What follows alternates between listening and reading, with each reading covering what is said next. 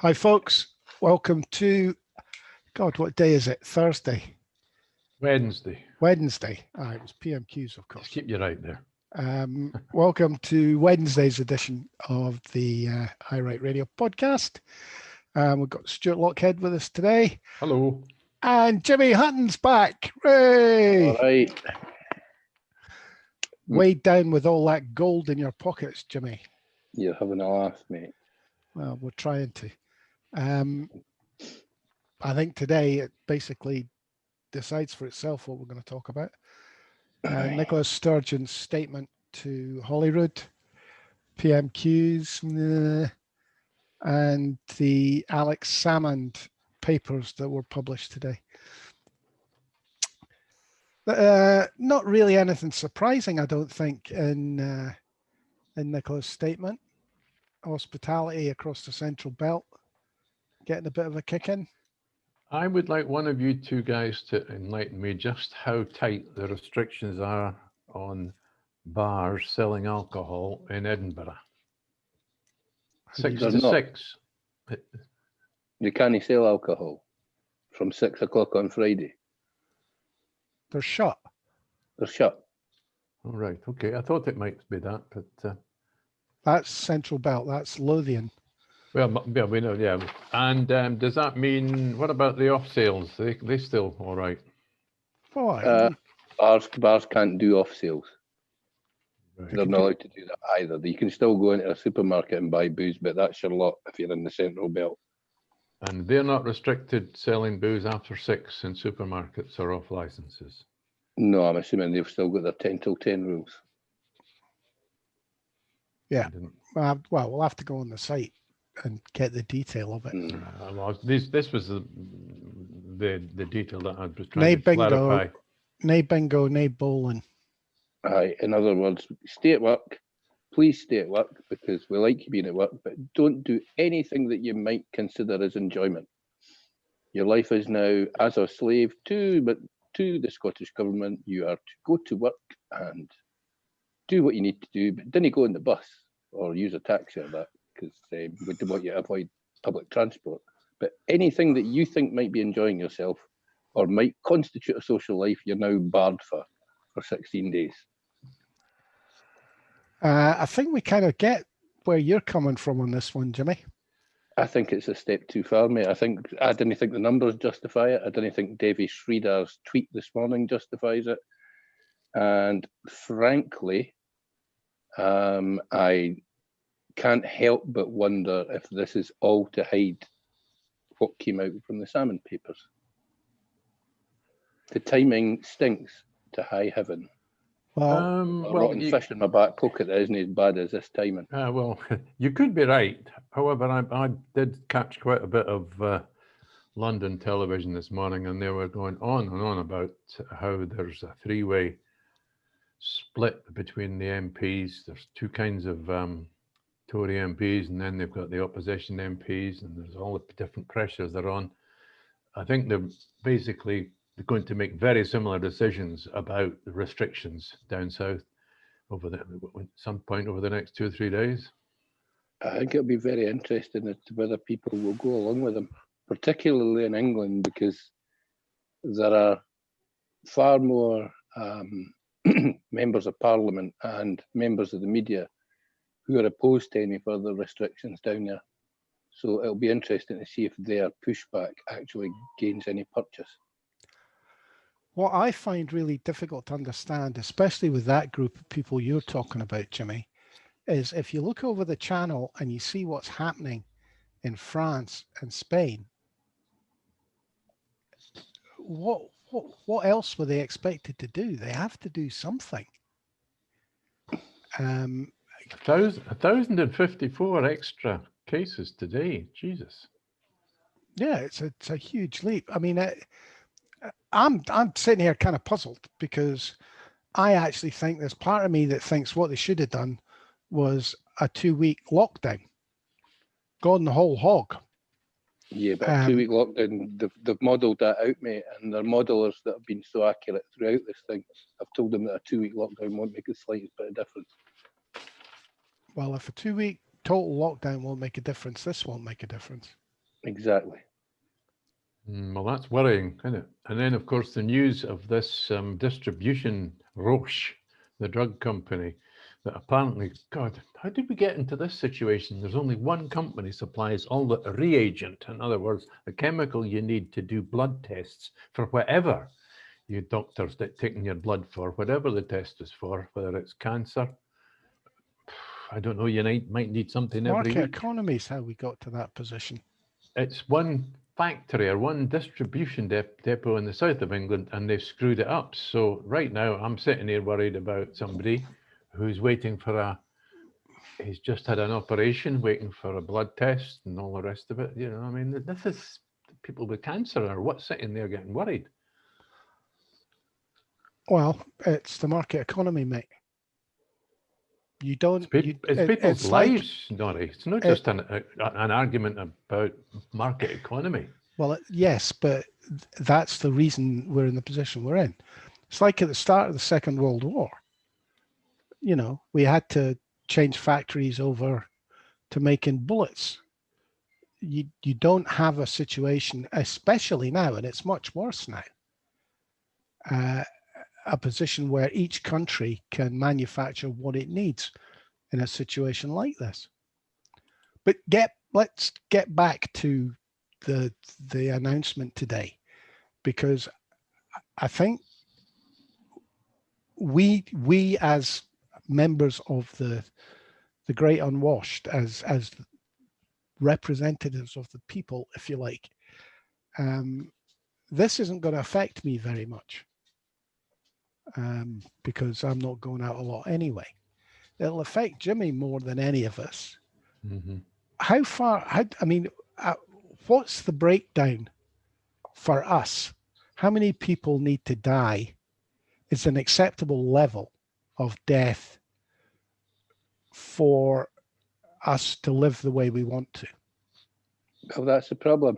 We've already seen, what, 4,000? 4,200 and something.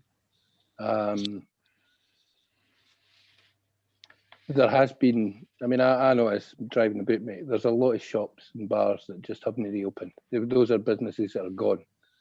We've not seen the impact on people's lives of the initial lockdown yet. But we were warned countless times that another lockdown, which this is, the fact that they're keeping schools and shops open doesn't make it any different. It's another lockdown. They just didn't want to call it a lockdown because they know that people didn't want to hear that word anymore. But I'm not so sure that throwing France and Italy in our faces, France and Spain, sorry, that she done the day, is necessarily a good idea, because she's been telling us for months that everything that she's doing is to make sure that we don't get to the stage.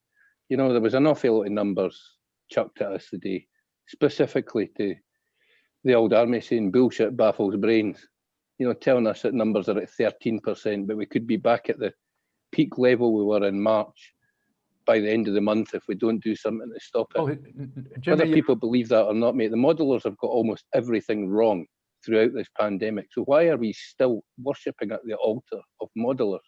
Well, look, you're 13%, and some people say straight away, oh, but they're testing an awful lot more.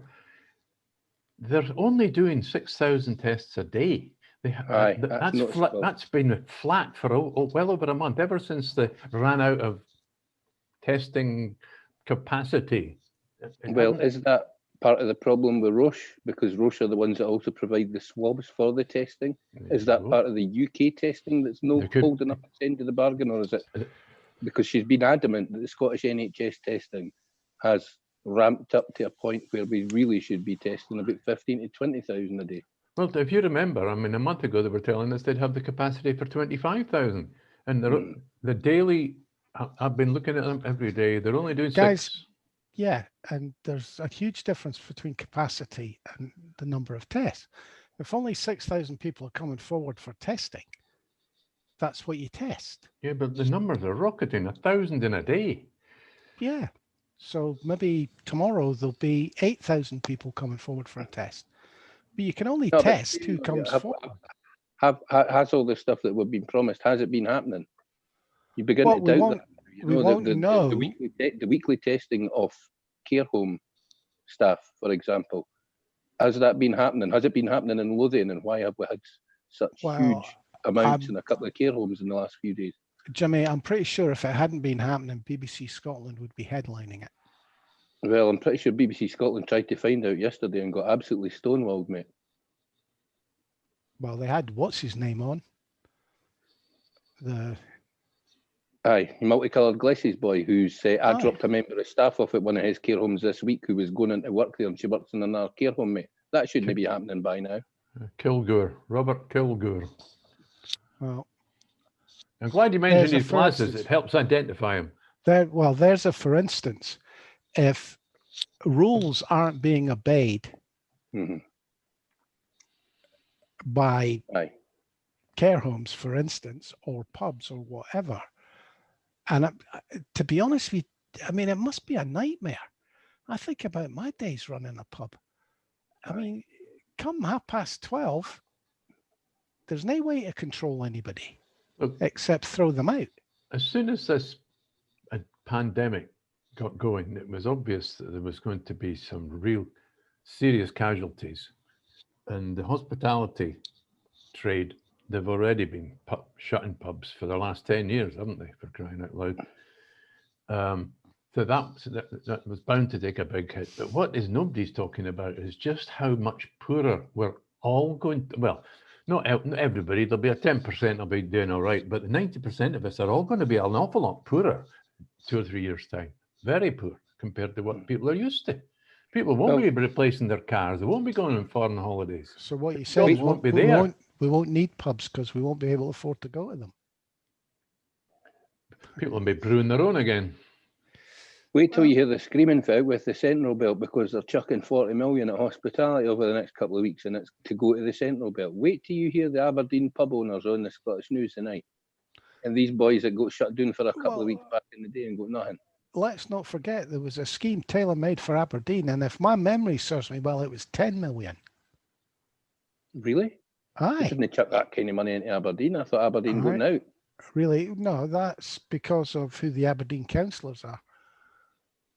I'm sure there was a package put together for Aberdeen during the lockdown. I'll need to find out the details of that. So the British government, are they going to follow suit? They've got a lot more political challenges, as Jimmy politely put it a different way, but they really are in a guddle. And on top of that, they're bloody useless at managing their guddle. Aye. Let's Trust on TV yesterday was hilarious. Oh, Jesus Christ. Basically pointing out to people on live television that she quite possibly is the thickest cabinet minister of all time. What I think the difference I've noticed is nobody is talking politics down south. Everybody is talking pandemic. Nobody's talking about mental health, and nobody's talking about, well, that's not true. There was a mention of the NHS opening up again on Newsnight a couple of nights ago. But and Boris is up to his number of new hospitals to 48 off the top of his head. Charge, John. What happened to the 60? Did it not start off at 60? 40, I remember 40, mate. It was 40 for long enough, but the 40 was actually 6 that they'd actually given approval for. Now it's 48, apparently. So I gather, well, 3 of us saw PMQs then, did we? Bits and bobs, yeah, mate, aye. I'll be totally honest with you, I fell asleep. There was this guy, David Amos. My God, he was an extreme Brexiteer, and he got the first question. My God, he made you ill. Well, this was the guy that was advertising his book. That's the one. He's got a book. It was amazing. It was amazing. You're allowed to do that. Are you allowed to do that as an MP? Oh, he did, so he got away with it. The only thing I noticed about the P&Qs, well, apart from the hints to what I've already mentioned, there is quite a lot of dispute about that, was that Keir Starmer came out with quite a few prepared quotes for the radio and the papers. Intergalactic incompetence, car crash, and the fact that I'm governing by looking in the rear mirror. Let me, for the Prime Minister's benefit, let me take this slowly for him, he says, slowing down as he said it. Well, I get a feeling that not only are the populace getting pissed off with coronavirus restrictions, I'm getting the feeling that our politicians are getting a little hacked off with it as well. They want to get back to the cut and thrust of political nonsense. Well, I think Labour are possibly angling to defeat the government next week. Defeat them on this Rule of Six thing, because there's quite a few Tory rebels. But is it not the 10 o'clock closing that it's hinging on? Quite possibly, mate. Aye, but they abstained last night on the Rule of Six, didn't they? But they're talking about some weird stuff. I really didn't think a parliamentary victory for Keir Starmer's going to make the blindest bit of difference. But then I suppose it's a bar that's been set because weirdly Jeremy Corbyn had an awful lot of parliamentary victories against the government, and Keir Starmer has had the sum total of 0 so far. I think you're making a very good point, Jimmy, and I think you could be right, because what did he mention? He said he challenged the Prime Minister that he wanted the science. He wanted the evidence for the 10, it must be the 10 o'clock closure. That's one that you've got Tory backbenchers, they'll jump onto anything. 10 o'clock close. I don't see how you can provide science for it. I don't think there is science for it, mate. That's my point. The same with Devi Sridhar this morning. She went on, she was going on about we can't just lock everybody down that's vulnerable because we'd never find them all. That's like, you're probably right, Devi, but then that's like me walking onto Portobello Beach and try to count grains of sand. If you're going to use that as a measure, then we should all stay in our houses and never do anything again, because we might get ill or we might get run over by a bus. That's an extremist. And the problem with Devi Sridhar is everybody's now listening to her because she's never been off the telly since March. I mean, you take an issue, I'm shielding. And yeah, I'm not prepared to stay in here and hide it like a moose. So I've ordered, I now use, when I go into a supermarket, I wear a proper mask that protects me. One of these dust type masks, 3M, right in the front, it says 3M, and it's got, and I'm surprised that they haven't gone that far, because, I mean, if you're going to protect vulnerable people, we should be getting advice. Well, there is how to protect ourselves. It was noticeable that all she had to say to the shielding group today was, I am thinking of you, but I'm not asking you to shield at this time. Well, you think it was really useful. You told the shielding group to stay indoors for months because of how vulnerable they were. And today they've got your thoughts. Barry, First Minister, thanks for that. Well, here's my problem. Stuart isn't shielding. Stuart thinks he's shielding, but he's not. He's going out to the shops. He's going out for his walk. Yeah, but I don't. So, yeah, I go out to the shops once a week and I go for a walk every day, but I don't go and mix with anybody to go for a walk every day. But you're not shielding. Shielding is staying at home, not going over the door.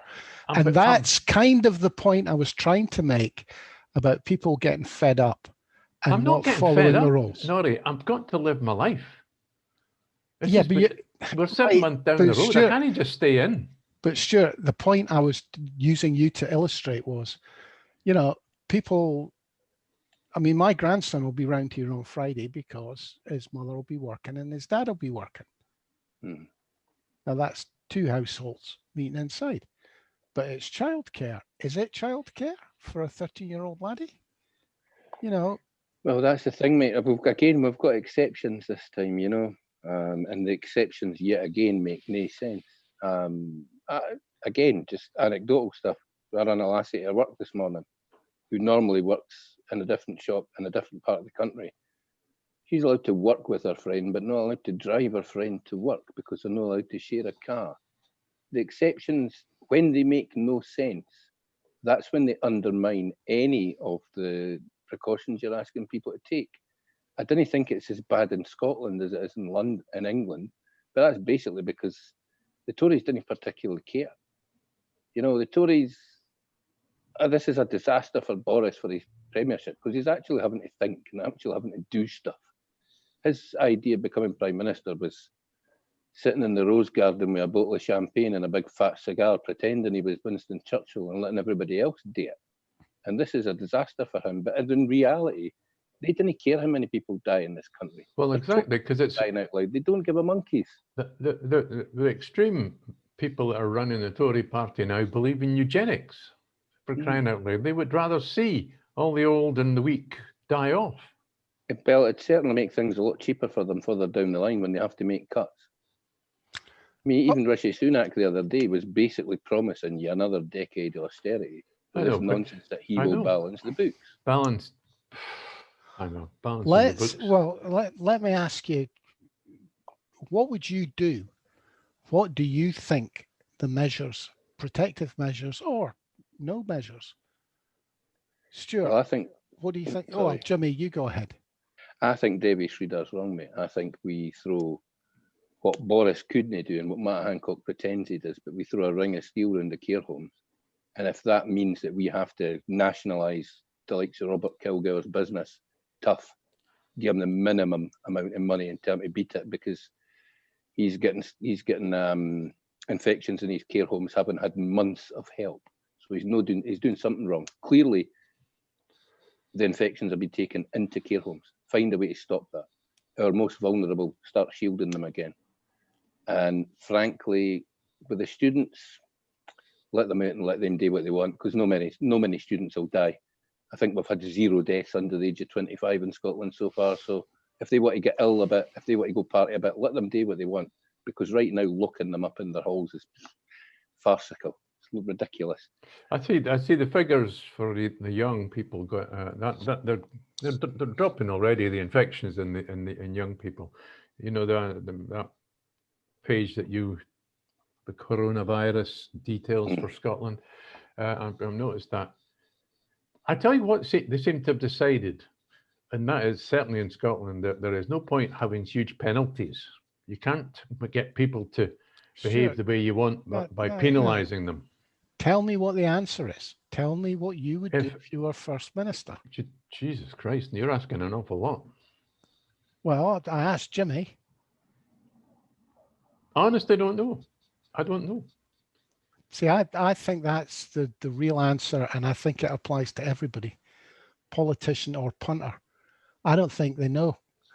With all the advice they're getting, they cannot tell you that you got coronavirus in the pub, or whether you just happened to be unlucky enough to walk through a cloud of cough from 2 minutes ago from the guy upstairs. I think one thing for sure is that this is a lot more serious than they've wanted to admit. And yet they knew right at the start this was going to be serious. And right now, don't forget, we were actually told that they didn't want us to tell us that this could be a year and a half, 2 years. We're only 7 months into it. They've already alerted us to another 6 months. The trouble is, too, we've got people like Donald Trump telling the rest, an awful lot of people, that it's nothing to worry about. It's just, it's not even as bad as the flu. I think they need to change tack. In a way, Nicola Sturgeon's done it by her continually saying you have to take personal responsibility. But I think that's the way you do it. How you convince people to actually take that responsibility on. But you've got liberty. Go to the pub, keep your face mask on. When you want to drink out your pint, lift it. We might have stood a better chance 5 years ago on the world scale. But right now we have libertarians running the UK, the USA. We nearly had them in Italy, but they kind of Salvini.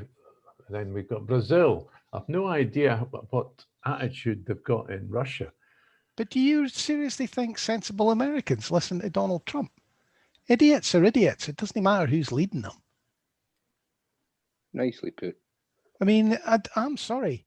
If you're an intelligent person living in the United States, you do not listen to Donald Trump. You just qualified it there by putting the word intelligent in. Well, and what I'm saying is idiots will be idiots.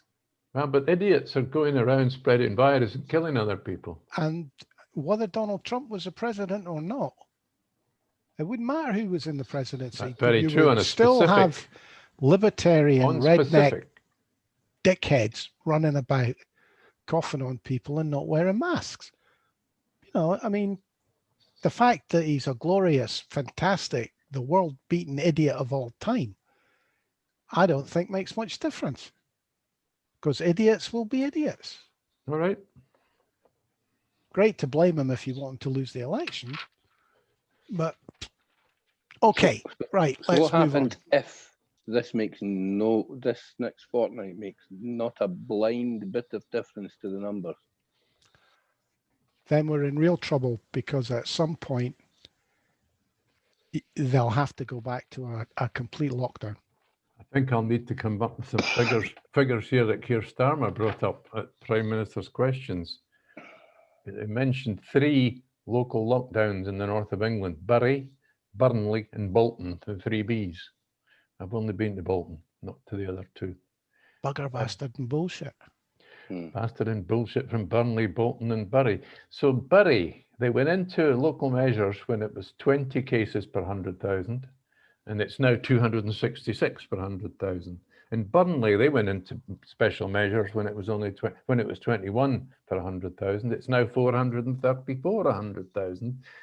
And Bolton was 18 100,000, and it's now 255. So they're facing a huge problem in the north of England. Well, that brings me back to the point that the only thing that has worked is a complete lockdown.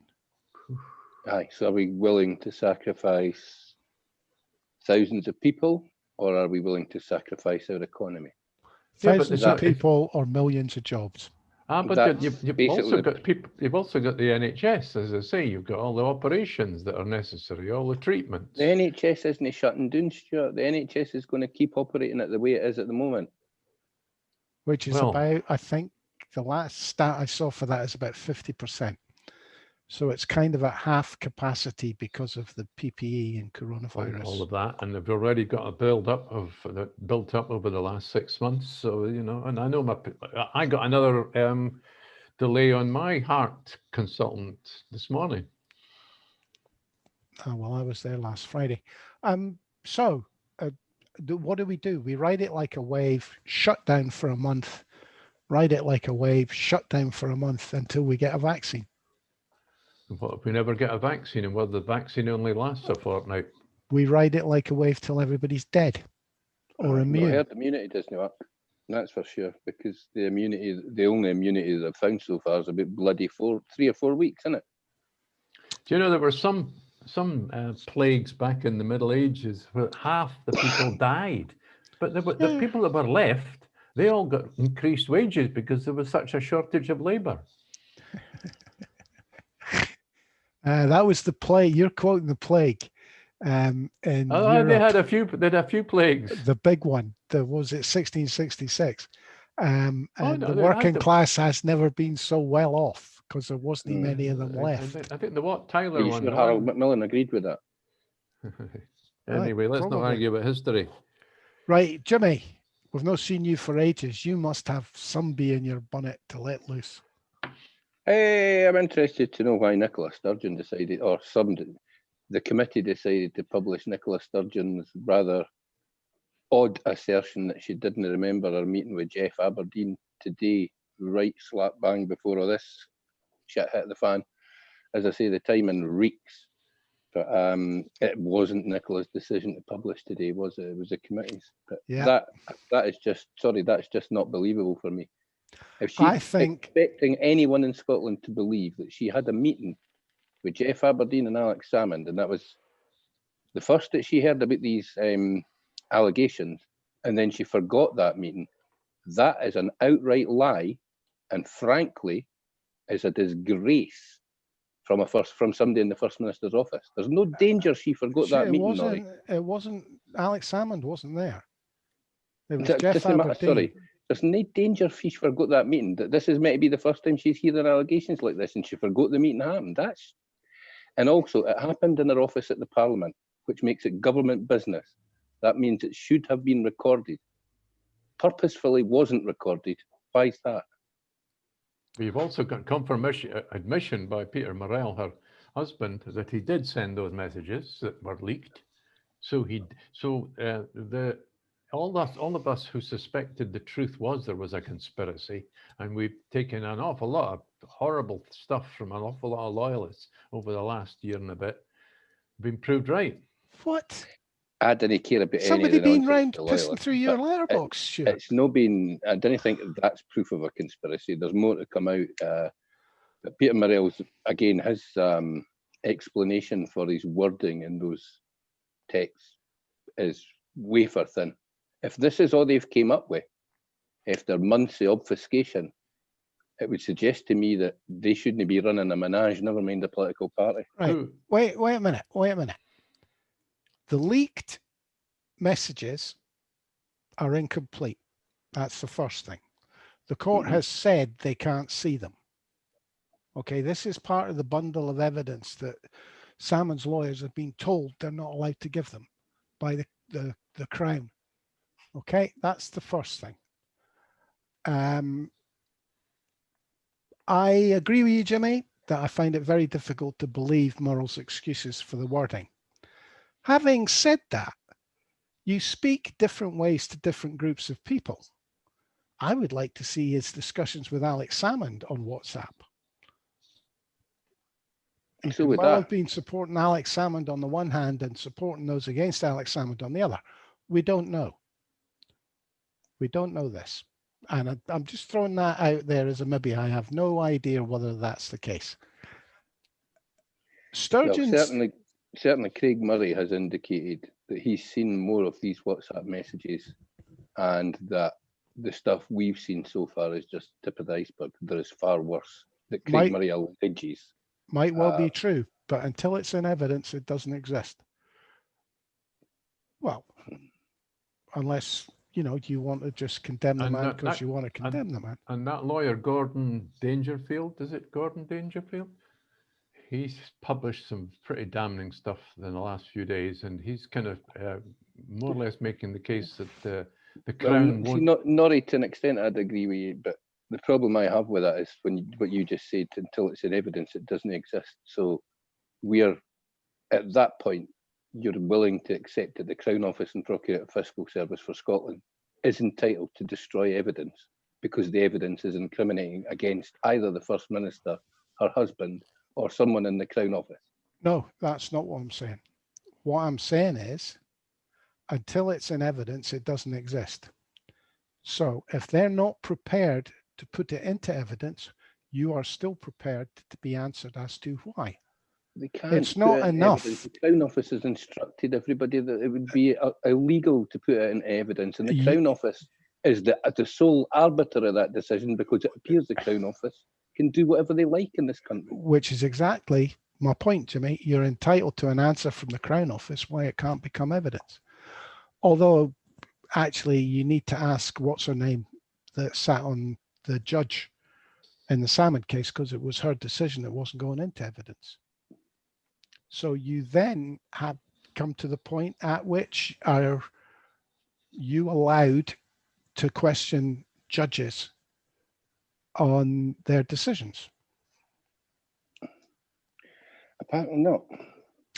Well, so, are judges beyond being questioned? Is it a big con game? Probably. Aye, well, if you're a High Court, I don't quite know the rules in Scotland, as I say, but a High Court judge in England has a hell of an amount of power. And I'm assuming it's kind of the same here. You can't sack a judge because that is to let them maintain their credibility. Can anybody point me to the rules that say every meeting held in the Scottish Parliament, offices of the Scottish Parliament, has to be taped or recorded? It has to be recorded. Government business all has to be recorded, mate. It's in the Civil Service Code. Define government business. That's a grey area, mate. Well, it's not. This specific meeting taking place in that office, I've not seen anybody so far tell me that could possibly be anything other than government business. Hi, because it Nicola. took place I've just in her. popped in to tell you that Alex Salmond is being looked at for behaviour Mate, unbecoming. How do you think that'll affect the SNP? Mate, she's got a secretary. You didn't just pop into No, Nicola's Jimmy, office in the Parliament. Jimmy. Is party business government business? Party business shouldn't be conducted in her office at Holyrood, mate. Why not? Well, it depends what office Because you're in. Are you seriously trying to tell me every political party at Holyrood leaves their office to discuss party business? No, of course I'm not. But the reality is party business shouldn't be discussed in those offices. There are strict rules and guidelines laid down for it. If you want to discuss your party business, perhaps you go into a committee room and do it there. Her office, well, apart from anything else, mate, her office should be cameraed as she's First Minister, and there should be recording equipment in it. She should have her own stuff in there. I'm assuming the MI5 have got stuff in there. So there should be plenty of records of everything that happens in her office. I find it very difficult to believe there are rules that say everything said in the office has to be minuted or recorded, and you can only discuss government business in your office. Minuted, but it should be, the meeting should have been recorded because it was government business, and she has gone out of her way to ensure that that meeting wasn't recorded, and she has provided possibly the flimsiest excuse, other than the one that her husband's come up with, for saying that she didn't remember the meeting. Jimmy, when was the last time you worked in an office? I don't do offices, mate. They're shitholes. Because the worst thing about an office is the number of people that come in and talk to you about nothing important during a day. That's why you've got a door, and you shut it. Oh, but as First Minister of Scotland, there is no danger Jeff Aberdeen walked up to that office door and stuck his head around it. That was a meeting that should have been recorded in her diary, and she chose not to do so. Well, she said that it wasn't a scheduled meeting. That's the first thing. That he was there to see someone else. Why wasn't it scheduled? Again, are you seriously telling me that Jeff Aberdeen, as a former I don't know how it works, Jimmy. A former advisor to the SNP, can just stroll into Holyrood and meet with the first and walk up to the First Minister's office? I don't know how it works. I mean, I wouldn't expect to get to see the First Minister without an appointment, but I'm not a long-term friend of hers. I, on the other hand, have just walked into the council offices to see Gordon. That's Edinburgh Council, mate. Edinburgh Council is, if you're no handing them money, you can just walk into that office as willy-nilly as much as you want. The only time they're interested in recording you anywhere near them is if you're giving them cash, because that's all Edinburgh Council need these days, cash. That's all they think about. Well, I think I really do need to speak to an MSP, because I find it, for me, in a practical sense, it's ridiculous that every meeting has to be recorded or minuted. I mean, there are things that have got nothing to do with the government that you can be discussing in your office. So you think that Wings and this Gordon, whatever his name is, are absolutely wrong? And that Nicola's, it's fine that meeting doesn't appear in her diary. It's fine that meeting didn't appear in the official record of Parliament that day. Well, if what she says is true, and I'm quite prepared to believe it, if he happened to be in Holyrood for a reason, popped along to our office for a quick chat, I don't think that's anything. I think that's entirely believable. And a quick chat that she automatically forgot. I don't know. How busy is she? How much work did she have on her plate? It was on a Thursday after FMQs. Who knows? I really, Jimmy, I have no experience. If it was a Thursday after FMQs, mate, they're winding down, they're having a glass of wine because they're all going home. None of them go to work on a Friday. They all go home to their constituencies, put their feet up and fanny about for the next 3 days, collecting, I don't think 750 a day or whatever. I don't think that'll apply to the First Minister. I think she'll have a fairly full diary. She's the same as an MSP, mate. She's away home on Friday, letting the rest of us wage slaves. And did you read the WhatsApp communications between her and Alec? I've not read them yet, mate. No. I think you should read them, because that gives a good indication of how her days and weeks go. Is that the 15 pages? That's where am I going to be? I'm running a bit late. I can't be there at 3 o'clock. I'm running late. I've got something at 4 o'clock. I'm a I'll be minute in away. Aberdeen. I'll be in Dundee. I'll be. Yeah. That gives you a much better idea of how hectic our life is. Well, No, I'm just, Jimmy, that's all I'm saying. It gives you a good idea of how her day goes, kind of thing. But not everybody has a secretary that follows them around and records everything that they do. Not everybody has a staff getting paid 6-figure salaries to organise their day for them. And not everybody has a chief of staff on God only knows how much money, who basically has spent the last 18 months obfuscating on behalf of her boss, telling outright lies on behalf of her boss, and deciding that she's not going to appear in front of a Scottish Parliamentary Committee because it's beneath her. Who? Our chief of staff, Liz Lloyd, has refused to appear in front of the committee. Aye, it's beneath her. She doesn't have to appear in front of the staff, so she's not at the committee, so she's not going to. Because she doesn't want to explain why she's been running around, running interference for Nicola since they hit the fan on this.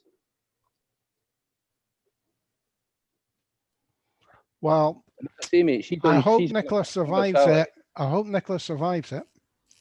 Because if she doesn't, you can wave goodbye independence for the next 10 years. Aye, I think she's going to have to chuck her man under a bus, mate, and I'm not sure that she's wanting to do it. I'm not sure she's. If she chucks him under a bus, she goes as well. You think? Oh, aye. And I think everybody that's clamouring for it, including Wings Over Scotland, is going to be sitting wondering why they didn't get their independence when they're greybeards like me. I didn't think Wings kens what he wants, mate. I think his head's that far up his own Gary these days, mate. He's gone so far down the rabbit hole with his Twitter nonsense that he's some of his stuff is still brilliant, and other bits of it is just utter drivel. I think he maybe should take 6 months away from Twitter, go and sit on a beach somewhere, have a few cocktails, and just stay the hell out of things. He's not on Twitter. He's been thrown off Twitter. Oh, he's got tossed off Twitter, hasn't he? So. No, I think if Sturgeon goes, you can forget about. In fact, I think that's independence gone, to be blunt. I wouldn't be quite so sure, but I think we would. I think if she can't get through this, and if she feels she has to hang on to her husband, I genuinely don't think she'll get through it with her husband by her side, mate. He might still be he'll still be her husband, but I don't think she's going to manage to placate people enough that he can stay on as chief executive of the SNP. I don't think this will go. Then that causes her to go, mate. I don't think this will dent the vast majority of people in Scotland. It's not about the people in Scotland, though, is it? It's about the SNP. It's about whether she can get through conference and somehow tell people that the actions that her and her partner have taken are acceptable. Again, is that the price? Are we willing to put up with what I consider crooked actions by senior politicians, or what look like crooked actions and should be openly investigated? You don't have to put up with it. But what you do have to put up with our independence. What you do have to put up with is being under the Tories, who of course aren't crooked, for the rest of your days. Aye, but what's the good of Scotland? No, that's not going to come out right. Scotland's independence shouldn't come at the cost of our honour, for example. And right now, dishonourable actions appear to have been taking place at the top of the SNP. It's more. So do we sweep them up? Do we allow that to be swept under the carpet because independence is bigger? Jimmy, it's more prosaic than that. The fact is that right from the start, I suspected a smell, and it would appear there is a problem. And right from the start, I've always had suspicions about Peter Morrell ever since Alec was part of the team. I didn't have suspicions about Peter Morrell. I knew he was a lot more pugnacious through Alex Grant's connection to him, because Alex knew him quite well, than he appeared. on the telly, the quiet man. I knew he was prepared to hand out kickings Norry, when what necessary. evidence are you going to need before you turn around and blame? Whoa, whoa, Peter whoa, whoa, Morrell? whoa, whoa, whoa. I don't need evidence.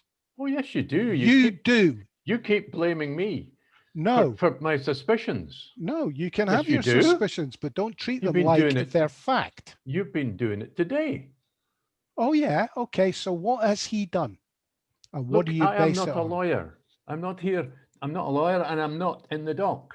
Just because you're being forensically examining all the evidence doesn't Well, mean to say I've got to answer it. Well, shit, I shouldn't do that, should I? No. I should just agree with you, But at Stuart, some who has point, no at what evidence. point will you actually turn around and criticize the people that are responsible if the evidence turns? When I see the evidence. Well, let's wait and see then. It might be Until today. then, as I've done on just about everything we've disagreed about, I'll had my wish. I'll Well, you've point not been out having your wished. I'll- My God, you've had your say every bloody week. who have I accused of doing anything, Stuart? You've accused everybody else being unnecessarily suspicious. I've told you to wait for evidence. And right now, who I've are you going to told you to blame wait if for we don't get evidence. our independence because of this mess? Who will I blame? I'll wait until I see the evidence, like I've been saying for months. When I see the evidence, as I said in the Alex Salmond case, I'll wait until I see the evidence before I make my mind up about this.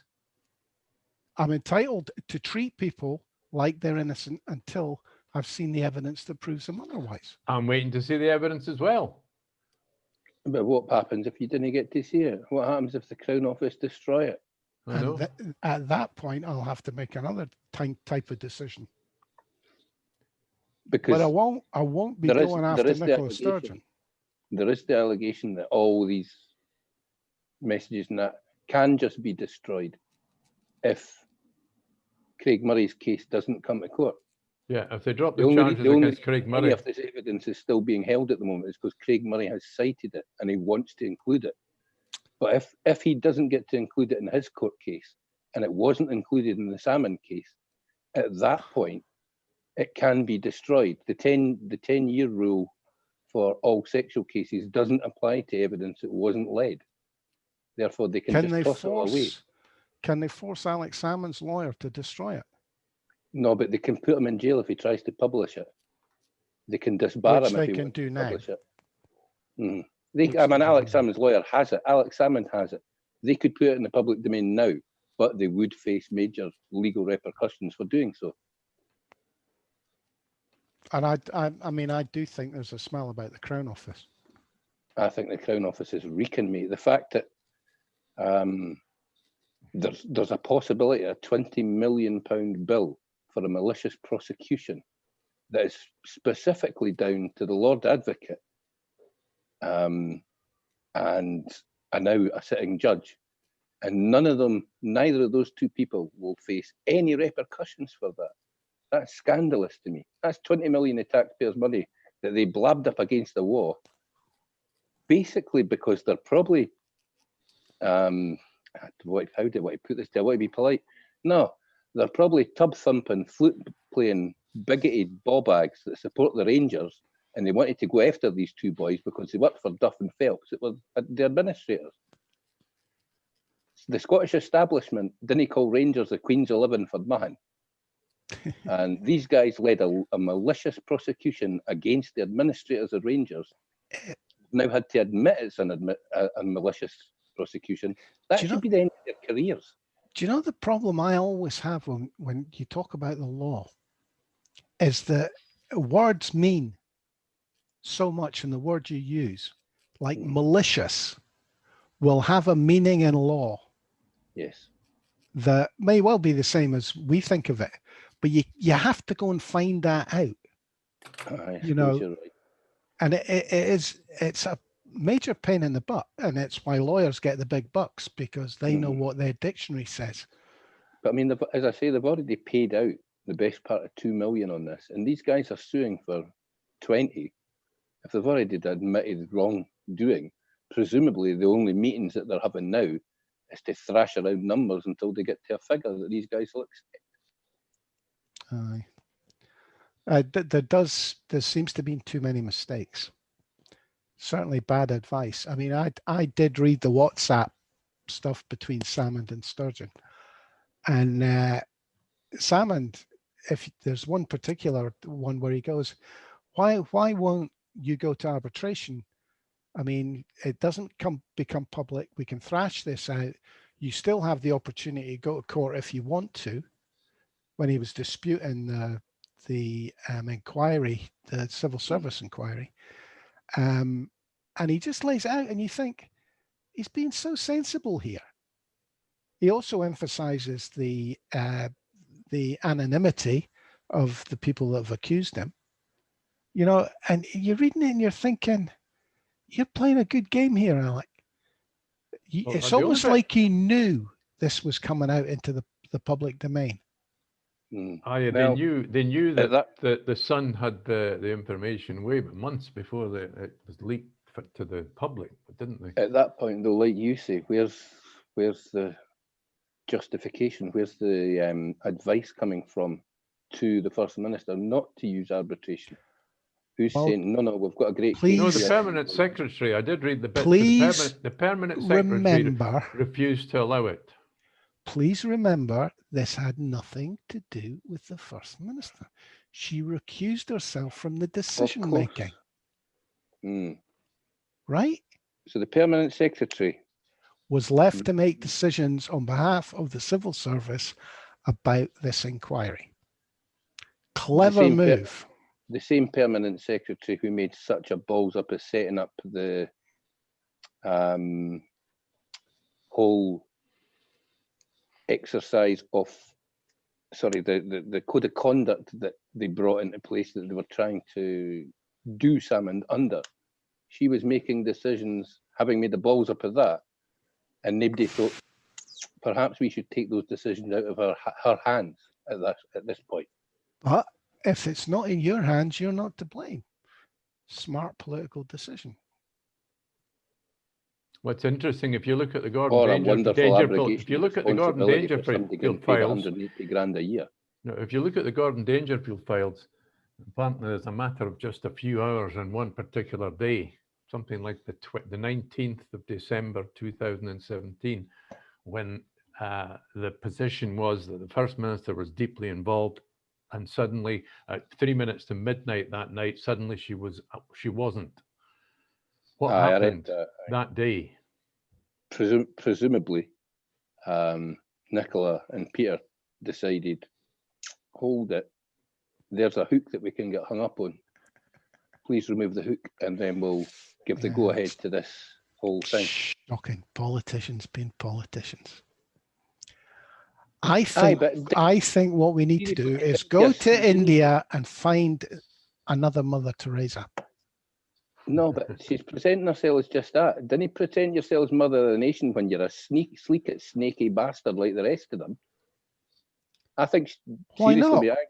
Well, Kim, what if she wants to be the female version of Alan Bastard? Let her be that.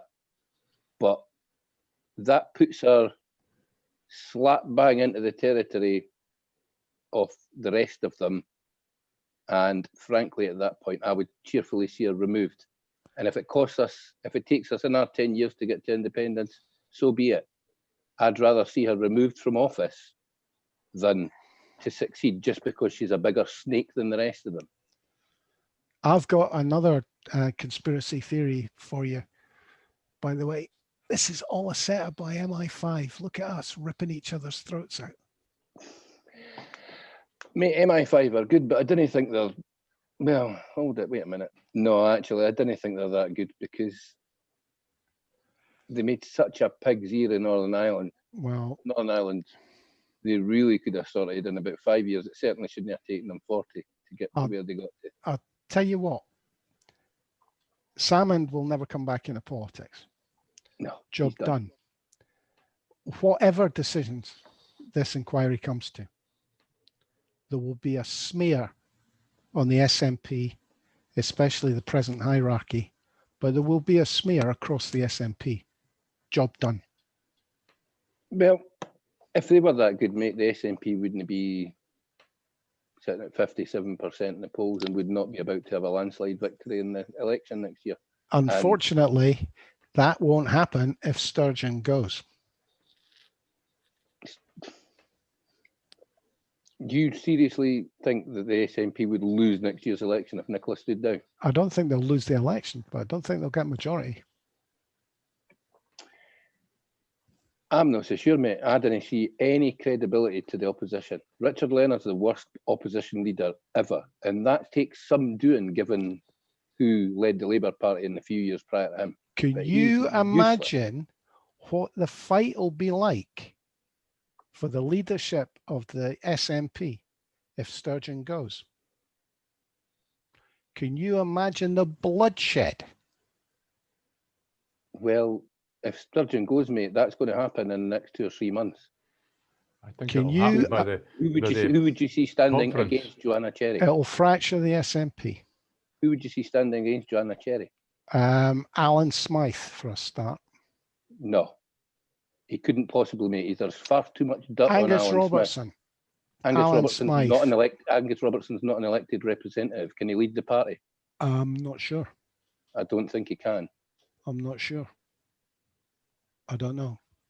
I don't think the SNP have ever had a lead. Well, obviously they did in the past Well, when they they must weren't have getting done, anybody aye, elected to aye. anywhere. But I can't see that an unelected, just a normal standard party member could be the leader. There's a handful of the woke side of the party.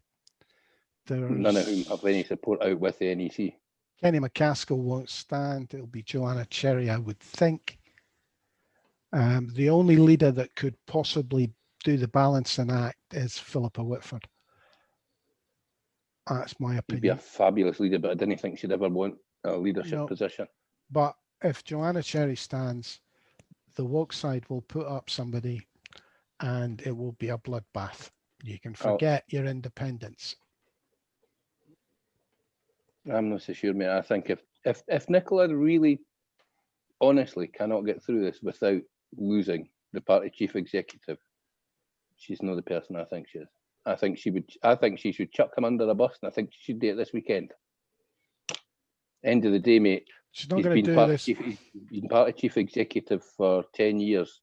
That's $1.5 million minimum, and that he should have in the bank because they should be living off her salary. She won't do it without due process. He may resign, but she won't do it without due process.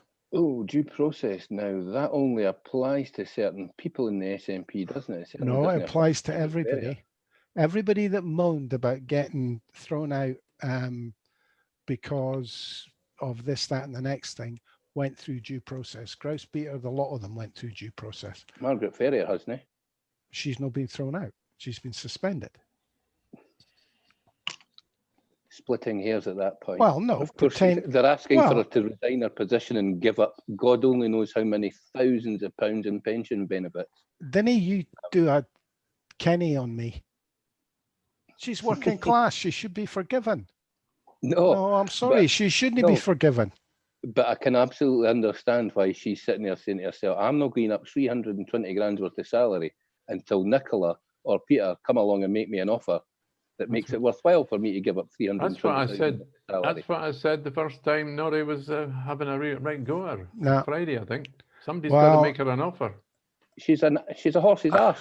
That's outrageous what she's done. But at the end of the day, they're asking her to toss in a minimum of 320,000 quid. Well, if Morel's got to go, she's definitely got to go, Jimmy. If only it was connected. If only it was as simple as that. Aye. Well, aye, hold it. Did he go to the pineapple and all when he was infected? No. He went to the pineapple. That's probably the most heinous crime of all, mate. She'll be barred for every pineapple in Scotland after that. What's a pineapple? Chapel. Oh, right. Okay. Right. I think we better call it a day at that place. We've been on for ages. Aye. I need to go back to work and actually do a bit. Okay. Thanks for being with us, folks. Hope you enjoyed it. Stuart and I shouting at each other. That's not happened for a while. I think we need to blame you, Jimmy. It's absolutely nothing to do with me, mate. You're the only thing that's been different. As I say, good to see you back, Jimmy. Aye, the polite term's catalyst, the less polite term is shit stirrer, mate. Best of luck, Jim, with the getting any work. Aye. And by the way, I better get it in before Friday because I might as well just no bother for the next fortnight after Friday. Oh, well, I was wondering about that. It'll affect you more than us. No. Okay, guys, thank you. And thank you for listening, folks. Tomorrow's Friday. I've got Tomorrow's Thursday. I've totally lost my days and I don't know how I've done it. Tomorrow's FMQs. Thursday. Oh, but we've got FMQs. so much more than FMQs tomorrow, I'm sure. Oh, I've got so much to read. I think I've got about 7 different headings written down here. Okay, guys, catch up with you tomorrow, hopefully. Have fun, usual time. Cheers for now.